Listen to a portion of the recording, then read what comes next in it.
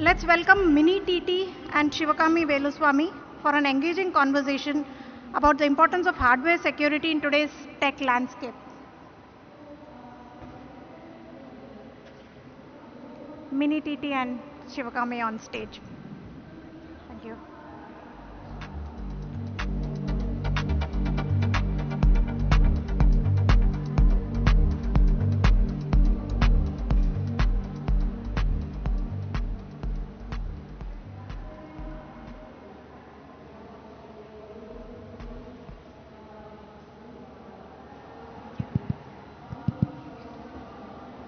Hello.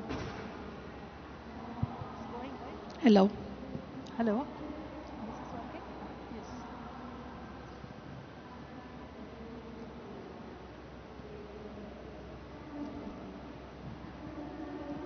Good morning, everyone.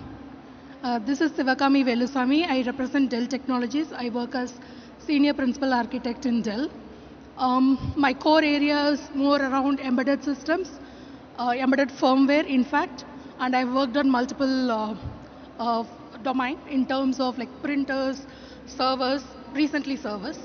Okay, here we are going to talk more in terms of like what are the hardware lifecycle management and how in recent times you have these open source hardware, modular hardware, and how security is very important in such scenarios.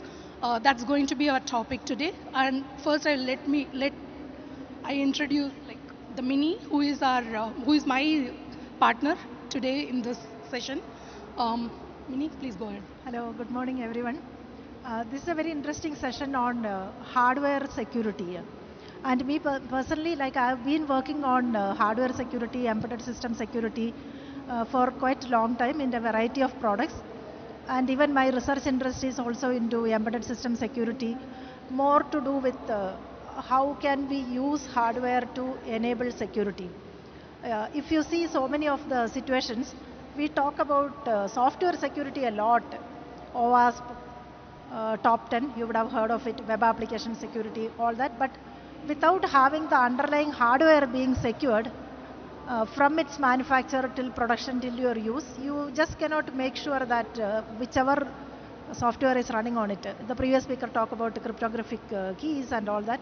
Is it all kept secure? You cannot make sure that your software alone can guarantee security. That is where hardware becomes important, and that's what we will cover in our today's session.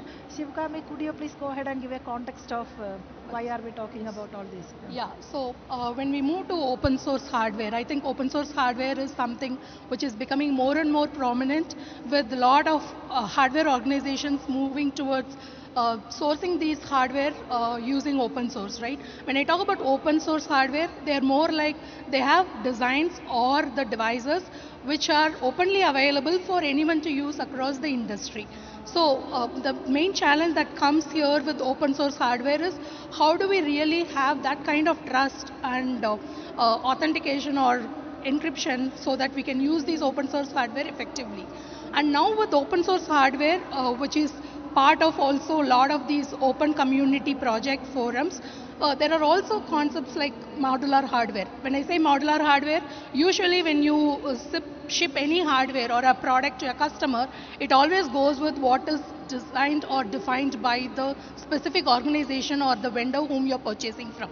But with when you have these modular hardware, it provides an opportunity for you to have these multiple hardware pieces, or when I say parts, that comes from different vendors, right? And you don't have to wait for the entire hardware to be shipped with complete portfolio of things, right? In terms of solution cycle. So this modular hardware provides an opportunity for a lot of collaborators to collaborate across, develop innovative ideas, and also provide easy ways for anyone economically to use any hardware parts. So that's what modular hardware is all about.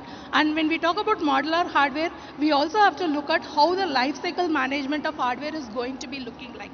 Because we have these traditional lifecycle method for any hardware, but we have to also look at what are these open source hardware or modular hardware provides us in terms of lifecycle management. And I'll let Mini throw some light on lifecycle management for hardware. Yeah, thanks. See, let us look at how we produce the hardware. Say, for example, you could think of the mobile phone that you are holding in hand. Till the time that comes to you and you start using it, we keep talking about the security once you start using. Okay, you should have a password, you should have lock, take care of your login, authentication, credential to whichever website you are using, all that we talk. That is in use that we are talking. And if you look at the life cycle of how did it even come till your hand, I'm putting mobile as an example, it could be anything else. Say, for example, the industrial automation measurement instruments it can be, or it can be the server, the entire server in a data center it could be. So it can be any of those high-end, it could be composite items, it can be a larger assembly, all that can, or even a robot, it can be any of them. So let us see how it goes through its from birth till it comes to the point where it is working. Usually what happens is you source a lot of components which is needed for the design and manufacture of that. When you source components, I mean the ICs, the chipset itself. From many of the chip vendors, the chip itself will come from somewhere. You believe that the chip is safe, secure.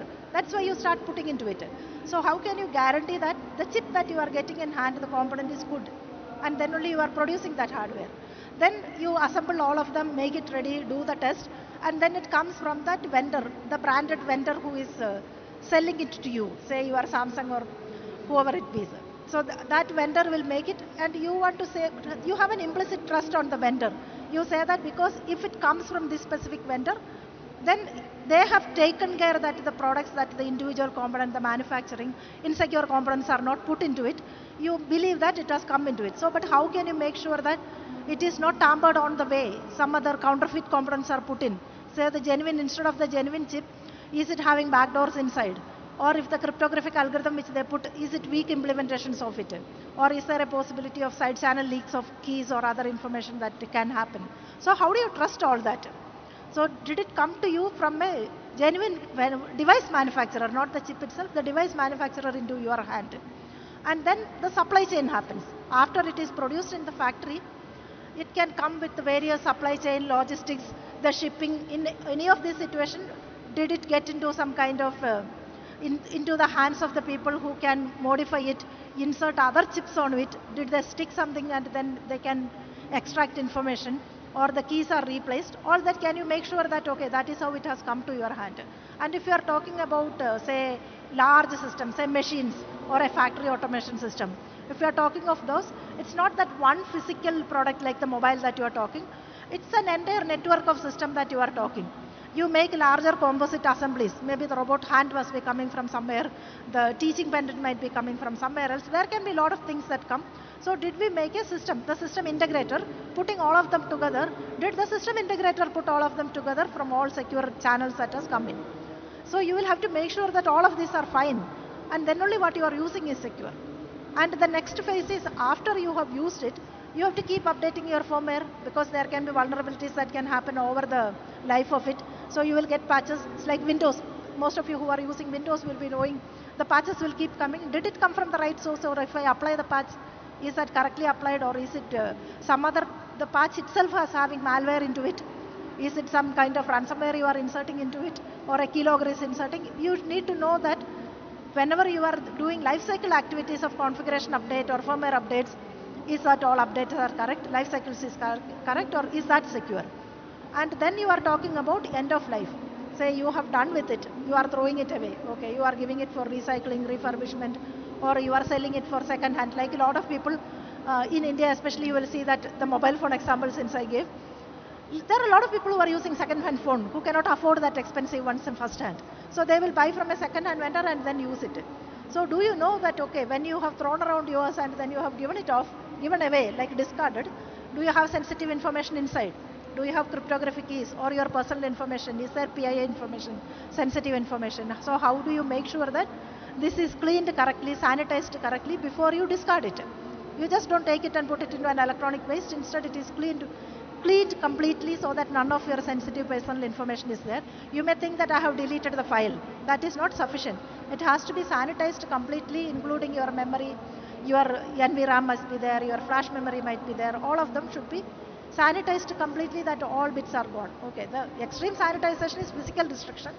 If you are not talking of physical destruction, if there is a second usage that is possible, then how do you make sure that none of your information is leaked in that manner? So that has to happen. And some of the devices which are expensive, like the robot controller, like how I was talking, there are many expensive ones, like the gas analysis, liquid analysis, because the physical components are expensive, you don't want to discard it. So you take it and you refurbish and then you reuse it and then you put it back into the cycle again and you resell it. That can also happen with expensive devices. In that situation, did you make sure that your first use person has cleaned up everything? And then is it safe? Not that the second person it is unsafe, but for the first person you are leaking sensitive information. That should not happen. So this is the life cycle stage in which we are talking about. In those entire life cycle, we have to make sure that the hardware is secure.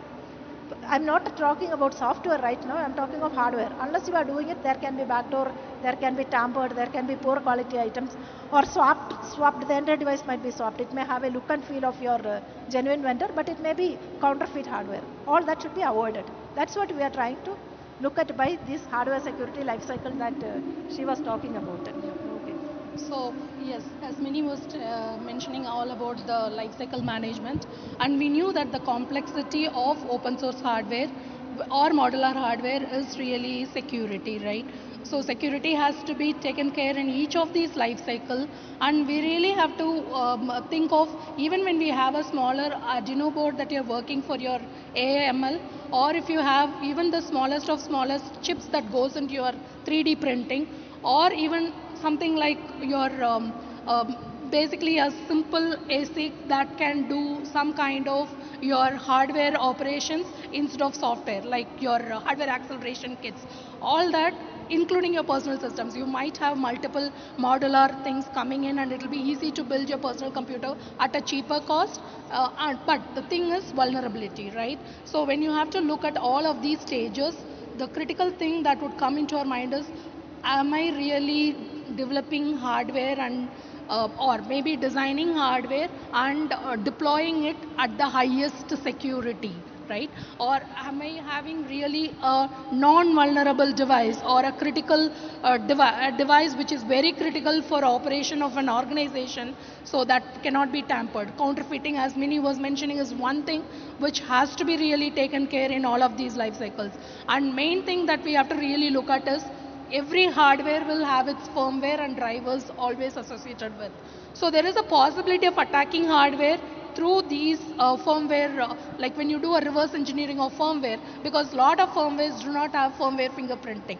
So when those methods are something which is easily accessible and avoidable, and you know, there are a lot of instances where even with universities being attacked using simple printers, right? So they can access to the printers and they can tamper all the data that comes in the organization, or which is stored within the university. So such are the things which are something has to be taken care in terms of having open source hardware, because it comes from multiple people.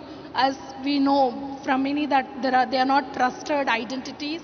It has to be really trusted, and I would like Mini to throw some light on vulnerabilities that would come in the life cycle of these hardware management. Yeah. See, vulnerability she also covered, I've also covered. It can be replacement, component replacement, or it can be the entire device replacement. All that can happen. So let me also continue into how do we prevent all that? See, both of us talked about vulnerability will come, the firmware may be tampered, the hardware may not be good, it may be counterfeit, it may have backdoors, all that are one. How do we prevent that? Or before talking about preventing, let us see how can we recognize it. See, that is where we speak about device identities. Device identity is, as a concept, is coming from a specification called 802.1 AR. That is a network specification which tells these individual devices have its own identity. Usually you would have seen, when you take a mobile, for example, the previous one, you see sticker telling that, okay, this is a number which is uniquely identifying that. But then how can you know that that number somebody can replace it? It is not provable security. Whereas we are talking here is cryptographically provable security and cryptographically provable secure device identifiers. That's what we are talking. So the same mathematical concept which the asymmetric cryptography, which was previous person also referred about it, like you have your key pair, asymmetric key pair, your say two prime numbers multiplied, the product is one part and the individual ones. Since number factorization is difficult, means computationally difficult complex problem, you cannot reverse compute, so that acts as a private key, the multiplied product acts as a public key. So like that, So it is, since it is not computationally feasible, you cannot break it. So that is the premise on which all of us are working. If it moves to quantum, then there will be equivalent to quantum items. Then such provable secure device identifiers, how do you get these provable secure identifiers? So what we do is every single device is given a identifier.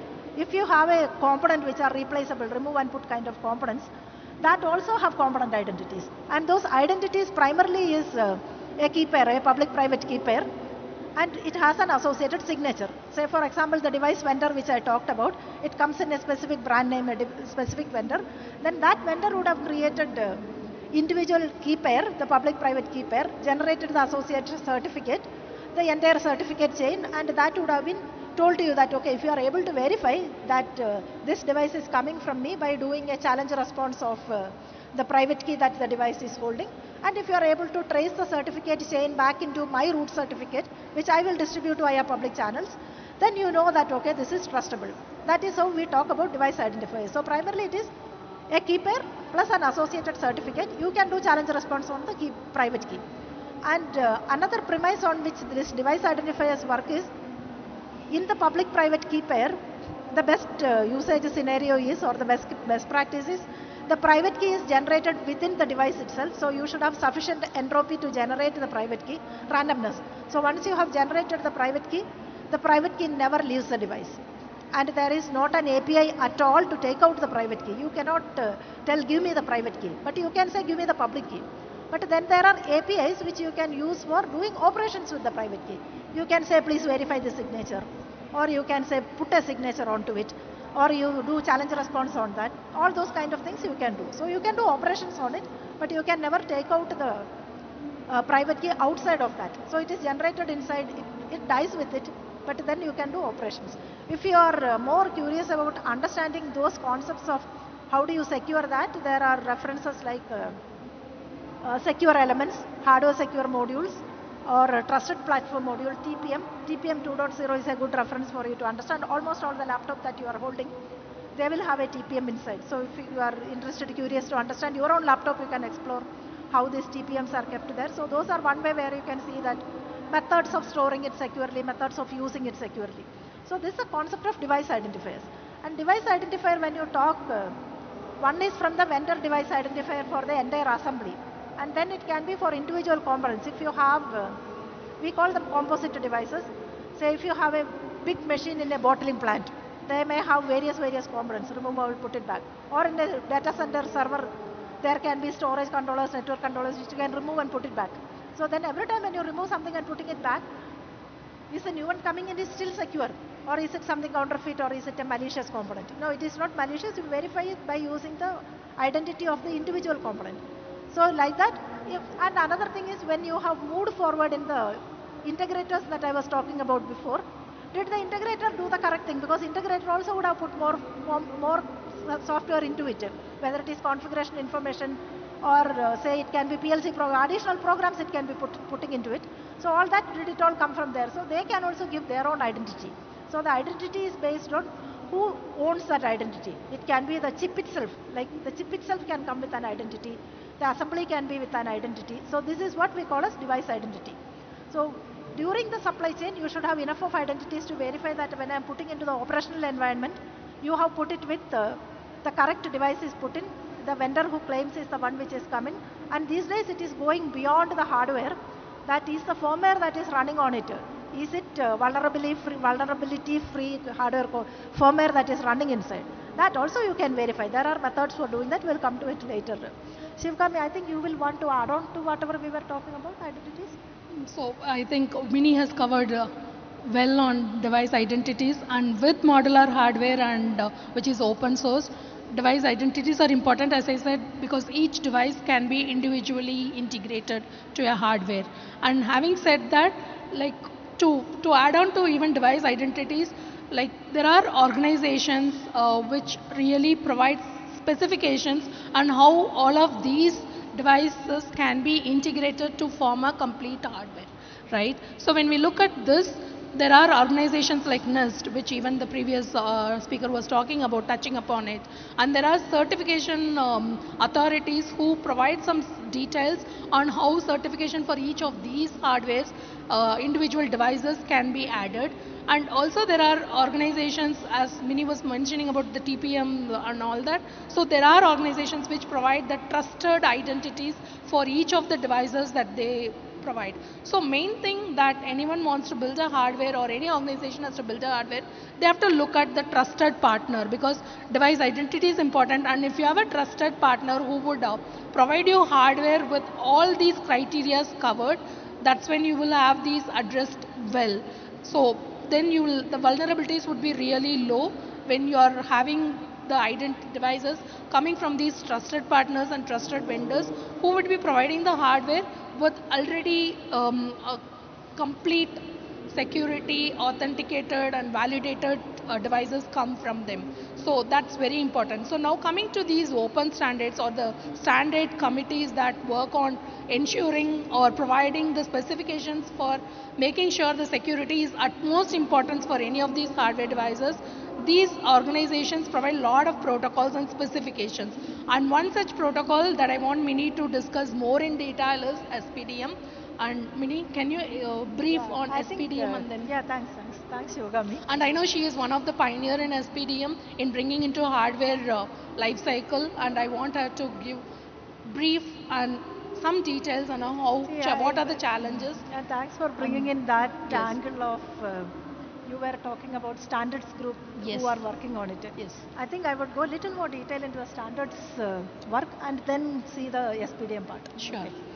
Like many of you who are working in any of the cybersecurity space, you would have heard of NIST, National Institute of Standards and Technology. They put a lot of standard references and how you have to work.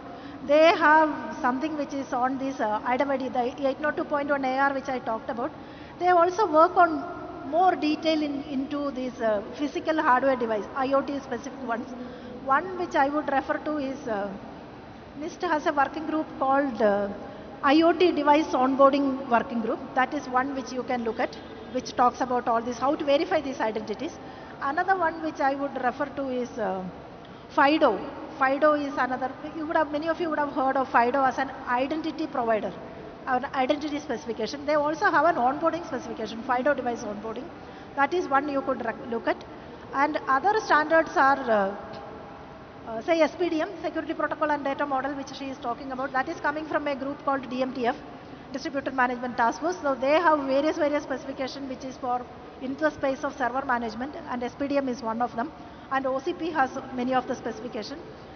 Like in case many of you are interested in exploring it in detail.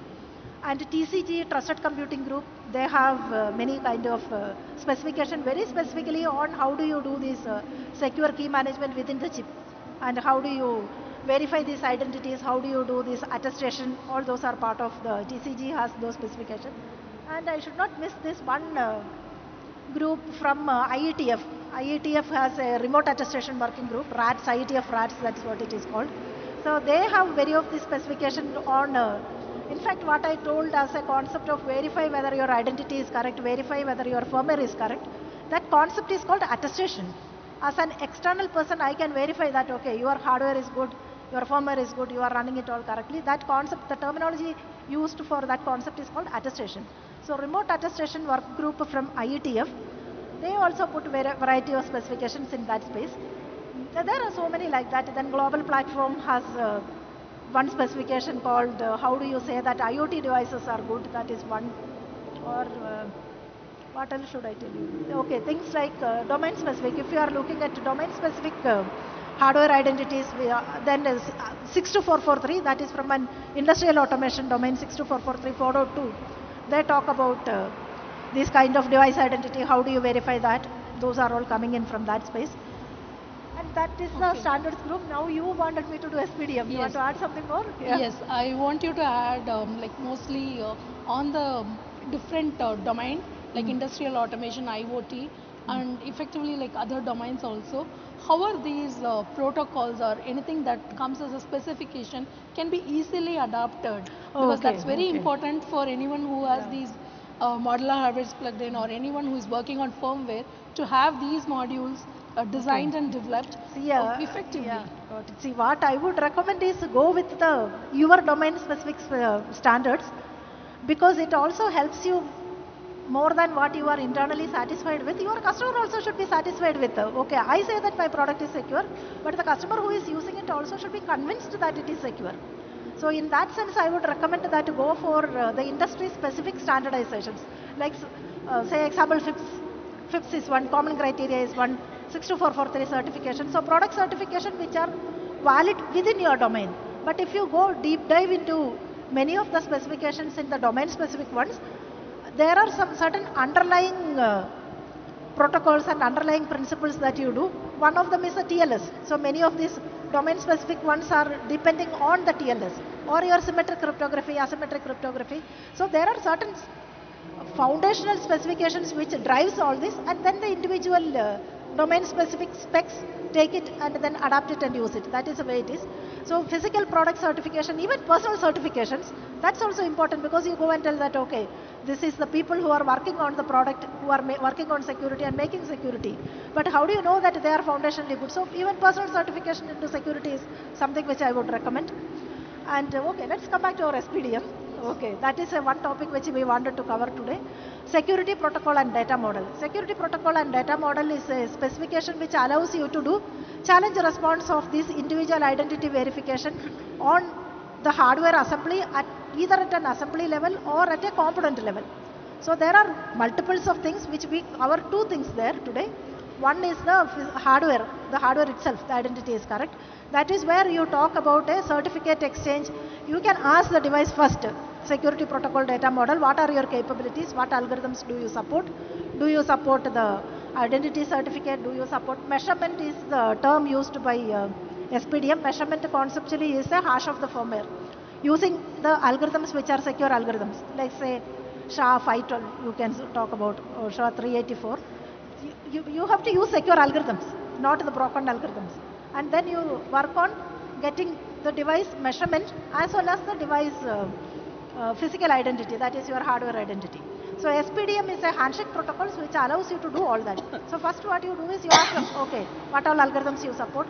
SPDM work on underlying the physical communication protocols can be I2C, I2C, I3C, okay. That can be the one. Or it can be I2C, or it can also be working on other PCIe based communication protocol. So we are not talking about that, but the application level protocol, how it works. So you can use that, and there are also measurements. So you can ask them, okay, give me your measurements. Like if you are familiar with firmware development, any hardware component you take, they have a lot of components inside. First you will have your bootloader, then you will have your operating system, then your application, then maybe your PLC program, your configuration values. All of them are things which influence the working or the functioning. So you should be able to verify each of them. So that is where we call as measurements. So you say, give me the measurement of that. Let me verify against a reference measurement value whether this is what I am expecting you to be executing. So I take a Samsung phone or any other vendor phone, and you say that, okay, is this a physical look and feel, everything is good. But did you apply all the patches? Or what you are working right now is a vulnerable version. There are known CVEs out in the market. A hacker can exploit it. Is that the way you are running? To make sure that you are running the version of the firmware, the version of the configuration which is free from vulnerabilities, that is where you can look at the exact measurement value. When you hash up all your firmware values, you get the measurement, you verify that against reference values. So SPDM protocol specifies how can you collect these reference values, how to distribute this reference value, RIM, that's what is called, reference integrity manifest, how this RIM can be distributed, how do you do challenge response, how can you verify that the measurement values are correct, all that is what is covered in SPDM.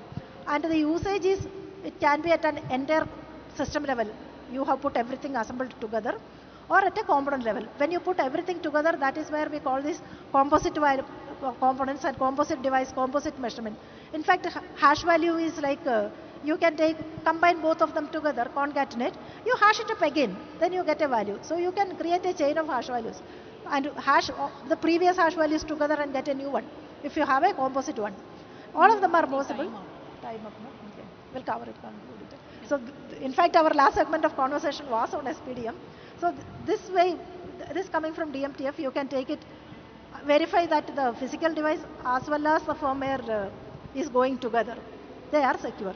What else you want to add to that? No, I just want to conclude. I hope this session was useful for you to really understand the basics of how modular hardware and the industry standards are helping drive some of these in the open source area, even for the hardwares, right? So I just want to conclude it there and start exploring things in case if you're working more on hardware, firmware kind of area, mostly on embedded systems, and you would be amazed at how things are progressing in that area.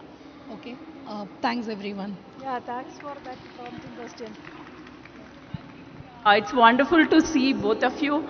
It's very, very rare to see women in hardware especially, right? I head infrastructure and cloud in Lloyd's Technology Center, Hyderabad.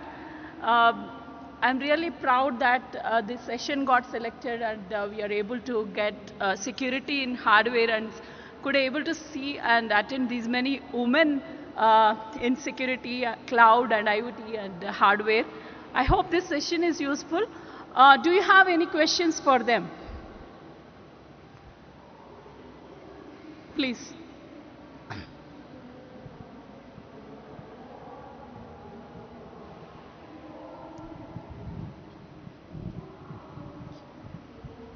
Hello, I'm Madhu.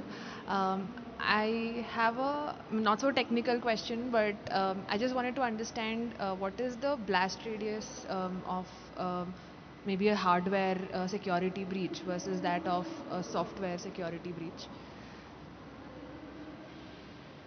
Oh, I wanted to understand what is the blast radius of a hardware security breach versus that of a software security breach.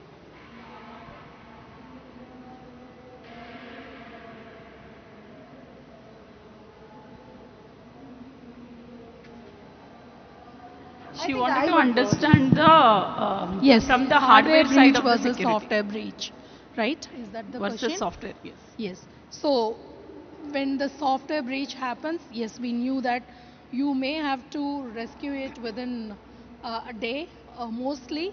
And when you have your hardware breach happening, you don't have that. You cannot have your hardware's uh, downtime should be very, very minimal, right?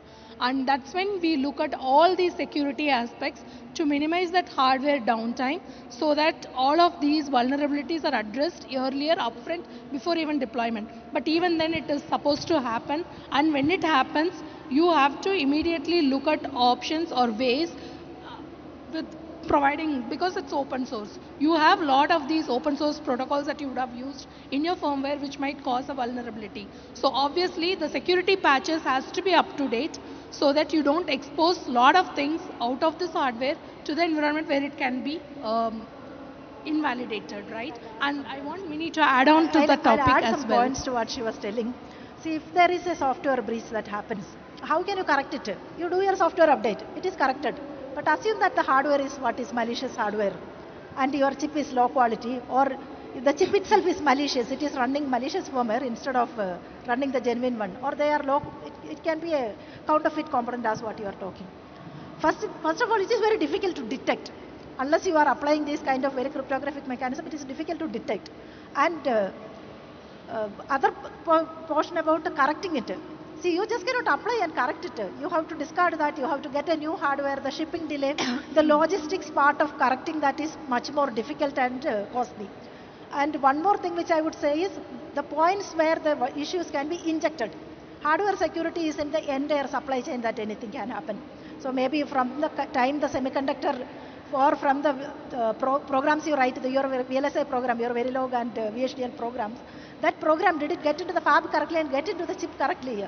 From that point, through the entire supply chain, the hardware security can get injected anywhere. It's not like your application that you are talking. And all those them, you cannot freshly install them when it comes to your hand. You just cannot do a factory reset and update it. Everything is corrected. No, it's inherently there when it has come from that path. So it is very difficult to detect. Correcting is very difficult, and your injection points of such vulnerabilities are beyond the. It's not in your home anymore when it was coming from all the place. It's beyond your physical control area that all of them can happen. So isolation and replacement is one option. Yes, isolation, right? Thank you. Thank you for the panel. Sorry, we wish we would take more questions, but the panel will be available. You can talk to them offline because the next speaker is ready and I think it's a very good session. It is not only about our software, right? It is our hardware, like any device that we use with binaries, zeros and ones. It can be your desktop, laptop, mobile, or any RS token. I think any hardware you use, it needs to be protected. It needs to be safeguarded and secured. I actually know about a story, not story, it's real life incident happened. A college graduate gets an USB drive and he puts in the college desktop, and the entire college has to shut down for almost a week because the kind of damage that has done because of that is like really pathetic. So please keep in mind that it's not only the software that we need to focus on, it's also the hardware. Thank you. My company name is wrong. I'd like to call upon the session chair to join us on stage to present a token of appreciation for our speakers.